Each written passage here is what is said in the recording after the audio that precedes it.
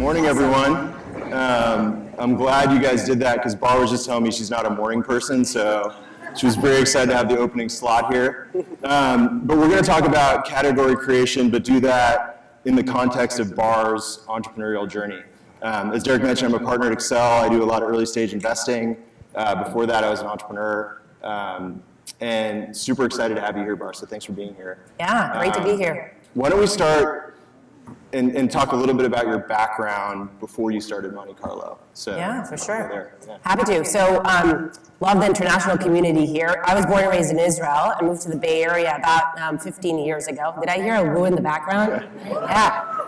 Awesome. So, moved here, studied math and stats actually, and my dad is a physics professor, so I thought I was going to be a professor, so I went into academia. It was a total fail. I hated my life. It was my big fail my dad moment, and just kind of did a pivot into business. Worked as a management consultant, and throughout sort of the last decade or so, worked a lot with data and analytics.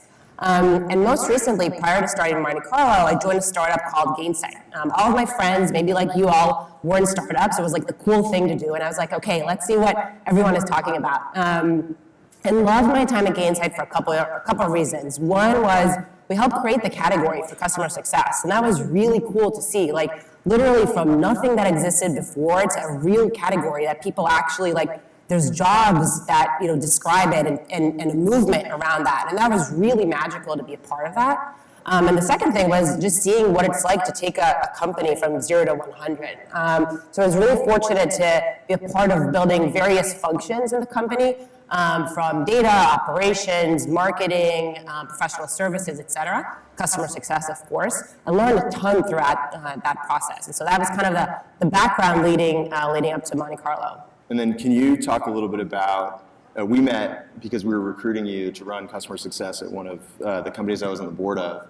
And you came to me and said, I love the company, but I think I want to do something else. And then you kind of took a little break and came back and said, I think I want to start a company. And I said, well, what gave you the conviction to do that? Can you talk a little bit about that process? Because I think it's super unique, the amount of customer development you did before diving in and deciding you wanted to take that entrepreneurial leap and journey. Yeah, for sure. So, I decided to leave the company and do something early stage. And so I actually spoke with about 50 or so founders in 1 month, all B2B. And that really sort of gave me inspiration, just hearing the stories of everyone, how they started the company and the struggles that they had. And I remember speaking with Steve, and I was like, I'm not sure, should I join early stage? And you were like, just go start a company. What do you mean? Just do it. And I remember, I think in a sense, you believed in me more than I believed in myself. And that gave me a lot of conviction and power to, go explore. There isn't sort of an answer out there, right? You have to just go and do it. And so actually, I decided to start 3 companies in parallel and basically explore 3 different ideas in parallel to really get a sense of, what does strong product market fit looks like and doesn't look like. Now, before I did that, I actually did take a break. So I took, a couple months off. I watched Netflix for a whole week straight. This was before it was socially acceptable to do that, for the record. I think it's way more acceptable now after the pandemic. I went on a 7-day meditation retreat, really sort of became friends with myself, and then sort of dove heads into figuring out what I want to do. And the thing is, when you're kind of leaving your cushy job and thinking about convincing other people to leave their cushy job, I was like, this better be a goddamn good idea, right? And so I wanted to do a lot of work up front to convince myself that it's actually worth my time and other people's time. So I actually spoke with about 100 or so data leaders and asked them, what's top of mind for you? When you wake up in the morning, Monday morning, what are the things that keep you up at night? What's the thing that's stopping you from being your best self at work right now?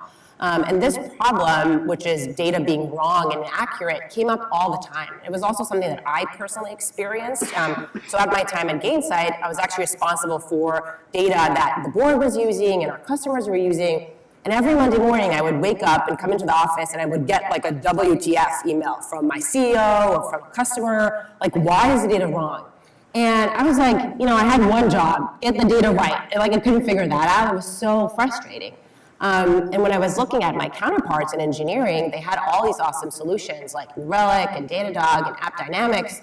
And I was like, why are data teams flying blind compared to engineering teams? And so that sort of, was kind of the starting point. But then I took that and spoke to, again, hundreds of people in the market to see whether it was just sort of, am I crazy? Is the world crazy? Like, is there sort of something else that's happening But to be clear, this is before you'd incorporated, this is before you decided to do it. You went straight and said, I'm gonna, so consuming this from her when we caught up again, she said, yeah, I think I want to start a company. I said, oh, do you have any ideas? And she said, yeah, I've talked to 100 customers. This is the problem we're solving. This is our solution. This is how we're going to be different.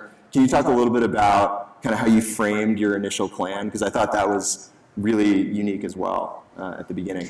Yeah, I remember one thing that you mentioned. I was like, hey, I think as a first-time founder, you're kind of not sure of whether what you're doing is right or wrong, and what does right or wrong even mean.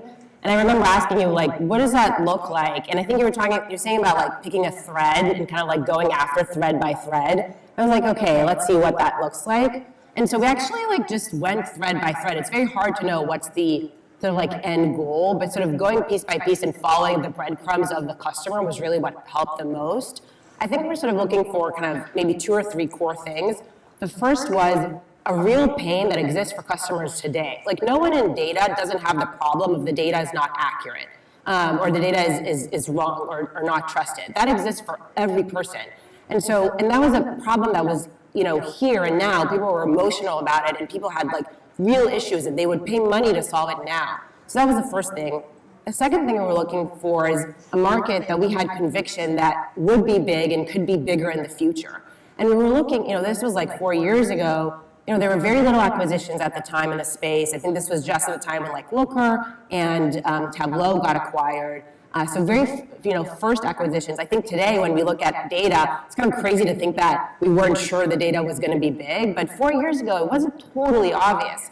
And so actually like getting that conviction was really important. And believing that, I couldn't imagine a world where data was not going to be more important, and that data trust and reliability was not going to be piece and sort of center to that. So that was sort of the second part. And then the third part that was really important was actually getting conviction that we are the right team for this problem. And what we thought was that in order to really crack this problem, it's going to require creating a new category. Basically, for context, Monte Carlo created a category called data observability, the corollary to software observability. So again, just like App Dynamics or Datadog, but for your data teams. And being able to sort of create that category, champion that with your customers, and then make it important enough that it lasts forever. So we had to find sort of the juxtaposition of those 3 things and spend a lot of time convincing ourselves. So I think one of the challenges that a lot of entrepreneurs face when they go from, okay, I've spent a lot of time with customers, there's this huge need, I have a big vision for this category I want to create, but I also got to go one foot in front of the other and figure out which customers I'm serving. Can you talk a little bit about those early days, how you went from kind of discovering the company you wanted to start to building a first version of the product, and then this real challenge that people have of like, which segment am I going to serve? Because everyone, you just said it, like everyone has the problem, but you can't serve every segment. To start, you have to kind of earn the right to go segment by segment. Can you talk a little bit about that and things you guys did right and things looking back that maybe you'd change in that period? Because that's related to any entrepreneur you talk to who says, I want to own this category. They want to own it from day one. And if you try and own all segments from day one, it's a challenge. So can you talk a little bit about the tension and kind of what you guys did to explore that? Yeah, we still feel that tension. Yeah. The one thing to remember is like, your customers don't give a shit about you or your category. They're not like, oh, you're creating a category, great. Like, they care about their problems and their values, and they want their days and their lives to be easier. And so I think starting with that and anchoring on that was really helpful. Like in the very early days, the first thing we had to do was find a couple of customers who cared enough about this that they would let us help solve this problem. And that was actually really hard. I remember calling up all the like 50 founders that I spoke to, and I was like, what's the hack? Like, how do you find the first customer? Like, what do you need to do? And everyone was like, look, there's no hack. Like, you have to like do the hard work, talk to people, understand their pain, see if you can help solve them. That's it. And that actually by itself is really hard. And then once we actually found people who were willing to work with us, because the problem was so critical to them, the first thing was, how do we actually add value to them? Like, customers today don't have time. They don't have 6 to 9 months to like wait for you to build something and then, maybe make their life a little bit easier. We had like 24 hours to deliver value. And so we invested very early on in very easy onboarding. Like today, it takes like 30 minutes to get onboarded with Monte Carlo, and you start seeing value within 24 hours. Like the clock is ticking the minute that you start working with a customer. And we've actually like found ways to pull that thread today as a company that, that we are today. So for example, I really believe in the things that help you get there is speed and focus, like being incredibly fast and focusing on a small number of things that you can solve. As a startup, you can be solving 100 different things. You can be addressing all different segments. You could be talking to various customers in various personas. So being incredibly aggressive in prioritizing your time and your efforts. And so actually, like the word speed and focus, my staff meetings, my weekly staff meetings are called speed and focus. I have like Slack channels that are called, like I obsess about speed and focus so that everyone in the company remembers what's most important, which is being very fast to value. Customer impact is our first value. Being very fast for that and being very focused. So you have this, you just said, it's about delivering to the customers and they don't care about category creation, but then that begs the question, why go create a category? What are the benefits that you guys are accruing from actually being thought of as the data observability leader? And how did you think about that, juxtaposed against the day-to-day? And what are the activities you do to get there? So I guess the question really is like, why does it matter then? And what did you do to kind of build that into the DNA? Because I think you guys have done that really well. First, I'm not sure I recommend it. It's pretty freaking hard. I mean, in the sense, think about it. Like, when you're creating a category, you're building a product that's never been built. Like, you don't have an identical product that you can copy. Like, there's just never been built product, never been sold product. So there isn't like a playbook for how to sell this, and never been used product. So there isn't a specific way in which customers actually like realize value from your platform. You have to invent your way in each of the different functions. And so category creation for us is existential. Like it's part of our day-to-day and our DNA. If the category doesn't exist, we don't exist as a company. And so it actually takes every single function to do that. Like product has to define the product that is the data observability product that sort of sets the tone for the rest of the industry. Sales and marketing needs to figure out how to speak about it. Like what's the language that customers use to describe it? How do you reach the audience in a way that makes sense to them in an approachable way? And how does customer success actually help a customer not only like realize value, but also communicate the value internally? Like think about it, there's no budget line item for data observability for a customer. There can't be like, oh, I'm gonna use that budget. They have to go and convince their CEO or CFO that they have to create a new budget for this. So there's actually like every single function has to like rally around this. I think obviously the benefits are, you're able to create, sort of a long-lasting impact on the industry and actually like create something from nothing, which I think is really magical. And at the end of the day, it goes back to like adding immense value to our customers. So like folks like JetBlue, for example, they use data to make sure that, your suitcases for those who travel internationally are actually like making it on time and you get all your stuff and then you have your connecting flight. And if we can have a small part in helping make that experience great, like that's, huge inspiration and value for us. And that goes to, organizations that use data for healthcare, for clinical trials, right? For really any industry that uses data, if we can help make sure that that data is trusted and reliable, that's really kind of what we're here for. How do you know, if you've made the decision to do what you said, which is really hard, actually create a category, how do you know it's going well? And how, That is an off-the-script question. Yeah, I know. You're not supposed to ask. We're off the script. We're entrepreneurs. We're just going to go off the script. Everyone's thinking it. Like, how do I know? How do I measure this thing? Yeah, it's a good question. Yeah. So I think in the really early days, we were looking. And maybe tied to that, because this is kind of a leading question around the tactics that you were deploying. We would show up at board meetings, and you guys would be still, a couple years ago, it'd be, low ARR numbers, but like our awareness was off the charts.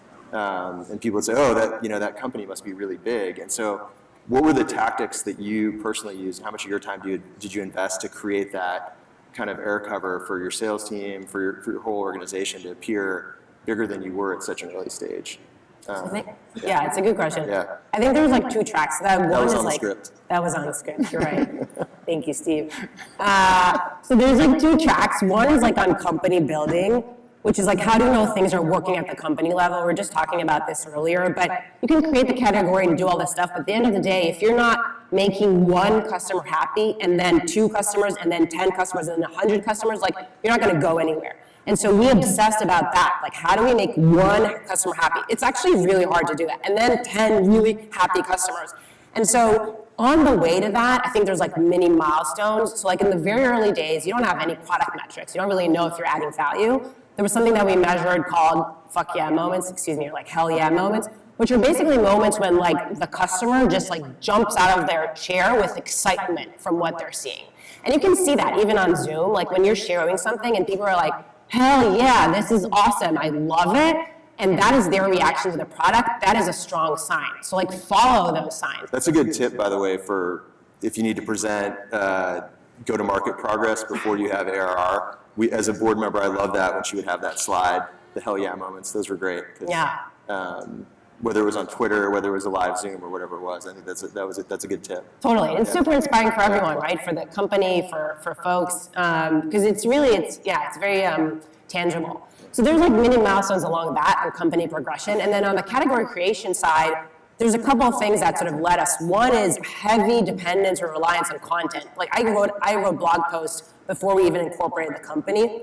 And the idea was it wasn't a blog post that was very technical or very like thought leadership-y. It was really speaking about the problems that our customers had. So what we do is we actually meet, I meet with like a couple of dozen customers a week and actually ask them like, what's top of mind for you? And then write content that's related to that. And that helped us get a lot of word of mouth very, very early. That was sort of one kind of key tactic for the category creation. The second was be everywhere all the time. So I do speaking opportunities like these, like 2 or 3 times a week for the last 4 years, on a very regular basis. So, kind of spreading the word is something that like every single person at the company can help do. So from an early day, everyone at Monte Carlo helped spread the word. Like get your parents selling for us. Post on LinkedIn. Like in the early days, it was just my mom clapping for us on Medium. It was very embarrassing, but I'm still, my mom's gonna get us far, like it is a team sport. You're not gonna create the category by like me shouting it off the roof. Generate everything, everyone that can help you. We would ping everyone that we know to help us spread the word and to kind of the generate that consistency momentum. was relentless. I mean, I think that's I work with lots of different companies, and I think the thing that you guys, one of your superpowers was you guys made a commitment to doing it every day. Like that someone was doing something every day. And can you talk a little bit about the team that you have supporting this? Because I think the other thing that people think, or they're like, hey, we need to go create a category. It's going to cost a lot of money. It's going to be a lot of headcount, but it's actually not. Do you want to talk a little bit about that, about how that team's evolved over time? Yeah, for sure. So we have one person, her name is Molly Borvrick. She actually she wrote the technical blog at Uber previously. And we actually found her total happenstance like through an ad on LinkedIn. And she's phenomenal. She's really built this whole thing. So it's really been like one person behind the entire thing. There's not a team of like, oftentimes people ask me like, are there 15 people behind this? And the answer is no. We would ask that at board meetings. Like, how much are you spending on this? People want to replicate this, and you just be like, it's Molly. Yeah, that's right. It's all Molly. You're welcome to call her. Yeah. I think it's all Molly, and then it's also leveraging your customers for it. So whenever we fundraise or like had a big company announcement, we wouldn't actually announce the fundraiser or the company news. We would basically announce and celebrate our customers. So we created this program called the Pioneers of Data Reliability, which were basically our early customers. And whenever we had something to announce, we would basically like flash our customers. They were speaking on our behalf. And we were able to sort of celebrate their successes, and they're a part of our journey, and they kind of like are excited to help create the category with us. Like we wouldn't have been able to do it without them. So I think that's a really big and important part as well. So as we kind of wrap up our session here, and there's some tactical takeaways, what are kind of the 2 things you would replicate again in this journey the last couple years to become a category creation leader? And what are kind of the 2 things that maybe you would avoid doing? Yeah, 2 is a lot. How about 1 and 1? It's okay. I'm kidding. 4 and 4. Okay, things I would replicate. 2 is easy. So first, for sure, customer impact. Like actually, when we first wrote our values, given I was from customer success, I was like, it's so cliche, I can't talk about customer impact again. But actually, like, my team was like, that's bullshit, nothing matters more. Customer impact is and will always be our most important North Star. And actually, like I always say, our company goals, there's only two: get as many customers as possible, make customers as happy as possible. Nothing else matters. If any person at the company is working on something that's not towards one of those two things, you're doing the wrong things. And so maniacal focus on that, I would repeat that again. I think the second thing is a focus on speed. Again, like, urgency matters. As a small startup, what you have is time. It's your biggest asset. Recognizing that and moving with urgency. And then things that, I wouldn't do or kind of would, maybe would do differently. Folks always ask me for my advice, and this is actually something that Steve told me: don't listen to advice. Like, there's no advice that's actually helpful.